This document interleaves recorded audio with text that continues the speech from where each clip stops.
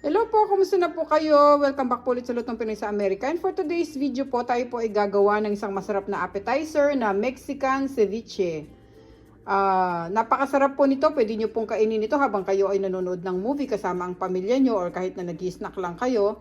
Ito po yung mga kailangan nating sangkap. Meron po tayo ditong kamatis, lemon, ang ating white onion. Pwede rin kayong gumamit ng red. Tapos meron tayo dyan pipino. Siling jalapeno po ito, pero kung meron po kayong lalo na po sa Pilipinas, yung siling labuyo, pwede po yung gamitin. Tapos ito po yung ating black ground pepper, yung asin. Meron dyan tayong cilantro. Ang pwede nyong pamalit sa cilantro kung nasa Philippines po kayo, yun pong kinchay. Tapos meron po tayong isang pack ng imitation crab dito. Yan po yung ilalagay natin sa ating Mexican ceviche. Tapos ito po yung ating tostada. At maglalagay po ako ng hot chili sauce. Pero mas maganda po sana tapatio. Kaya lang po wala po akong tapatio kasi ito lang po yung available sa bahay namin. So hindi na po ako nakabili ng tapatio. Yan na po yung gagamitin natin.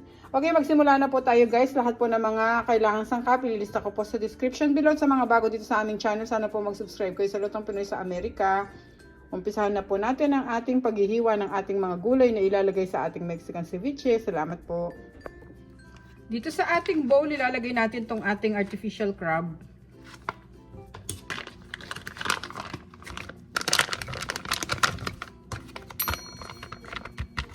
Tapos babanlian ko lang siya ng tubig na mainit. Pabayaan muna natin siyang mababad dito habang hinihiwa natin yung ating mga gulay.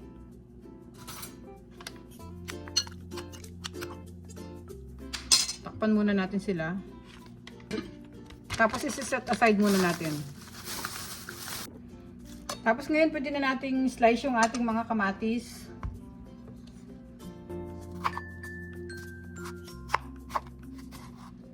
Ihiwain natin sila ng dice.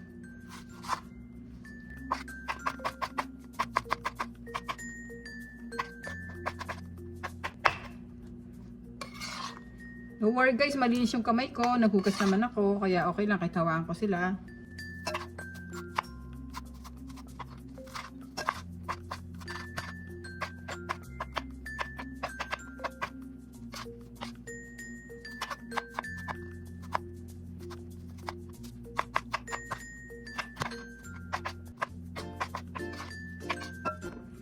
So after natin mahiwa yung ating kamatis, sunod natin yung ating sibuyas.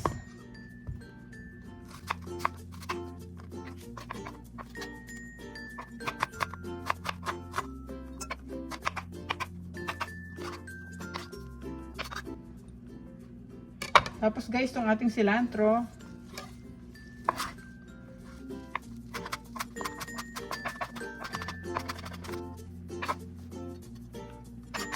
Ayun yung ating jalapeno pepper.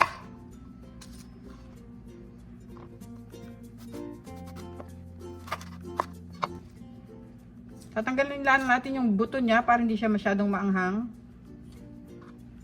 Kasi sobrang anghang nitong jalapeno na to kahit na sabihin mong ganito yung itsura niya.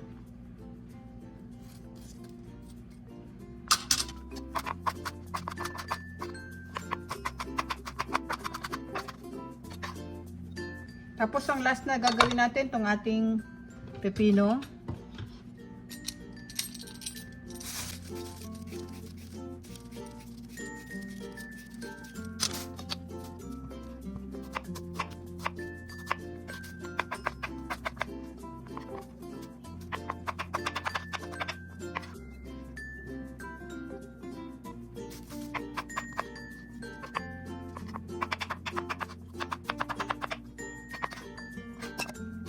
Ngayon nahiwa na natin lahat yung mga gulay natin.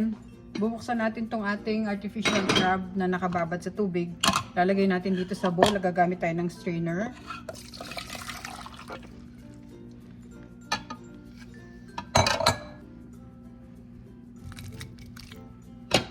Okay.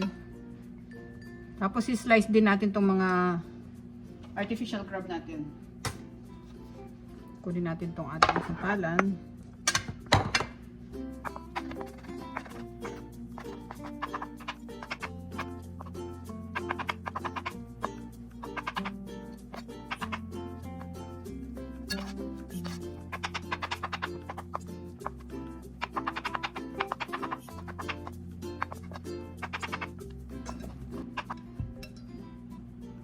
Nito na yung ating gulay. Pwede na nating sama itong ating artificial crab.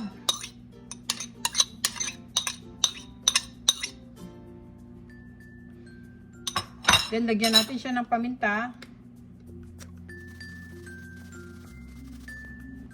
Tsaka yung ating asin.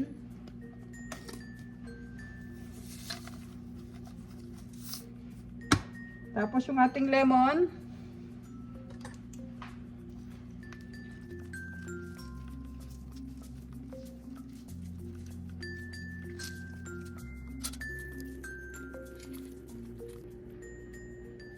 Yan, pwede na natin siya i-mix.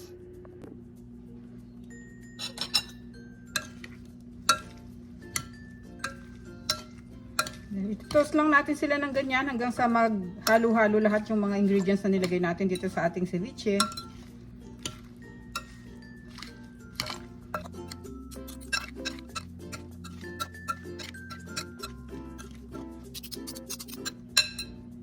So ngayon guys, pwede muna natin siyang tikman para alam natin kung okay na yung asin niya. Kailangan pa natin magdagdag ng paminta at saka asin.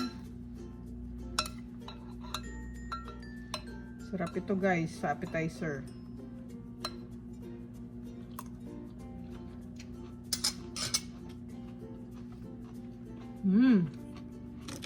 Okay na siya sa akin. Lalagay na natin siya sa ating mga tostadas.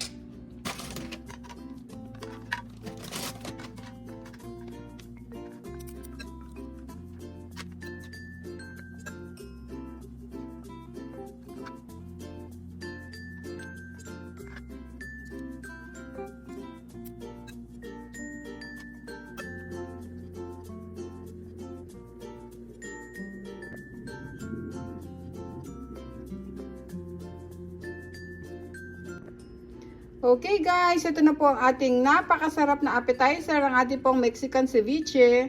Masarap po ito guys, subukan nyo po. Pwede po itong gawing snack ninyo. Kaya naman po kung pwede rin pulutan siguro. Masarap po ito guys, napakadali lang pong gawin. Salamat po ulit sa panonood. Sana po nagustuhan nyo yung recipe natin ngayon, ang ating pong Mexican ceviche. At pakicheck nyo po yung other videos namin sa aming channel. Marami po kayong makikitang mga masasarap na recipe doon. Lalo na po ngayon, magpapasko. Marami po kayong pagpipilian. Thank you so much guys. Ingat po tayong lahat. God bless po. Ito na po ang ating recipe for today. Ang ating Mexican ceviche. Okay guys, kain na po tayo.